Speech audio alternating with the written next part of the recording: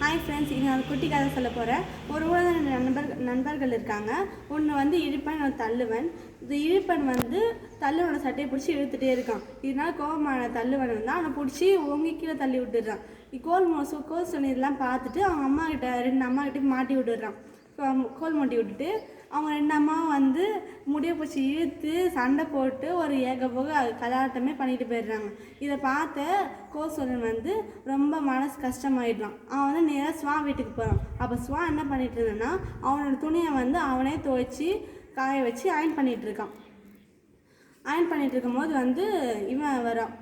கோசோலன் வந்து, என்ன ஸ்வா, உங்கள் வீட்டில் வந்து வாஷிங் மிஷினாக இல்லையா?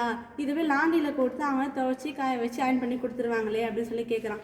இதுக்கு வந்து இதுக்கு வந்து ஸ்வா சொல்கிறான், நம்ம வேலையை வந்து நம்மளே செய்யாமல் நமக்காக மற்றவங்க செஞ்சுட்டாங்கன்னா நம்மளுக்கு என்ன வேலை இருக்குது அப்படின்னு சொல்லி சொல்கிறான். நமக்குன்னு ஒரு எல்லை இருக்குது, அதை மீறி மற்றவங்க விஷயத்தில் நம்ம வந்து தலையிடக்கூடாது. உனக்கு ஆரக்கால் தெரியுமா?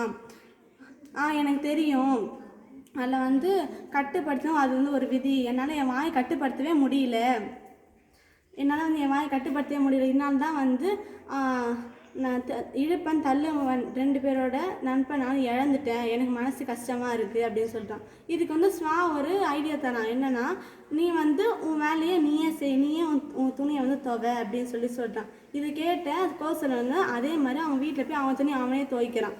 இதை பார்த்து அவங்க அம்மா வந்து அவங்க வேலை வீடு பெருக்கிறது, பாத்திரம் கழுவுறது, அப்புறம் சமையல்லாம் அவங்களே பண்ணுறாங்க.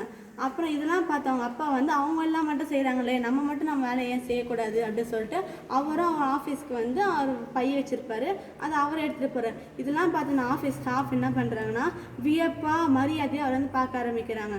அவங்க வந்து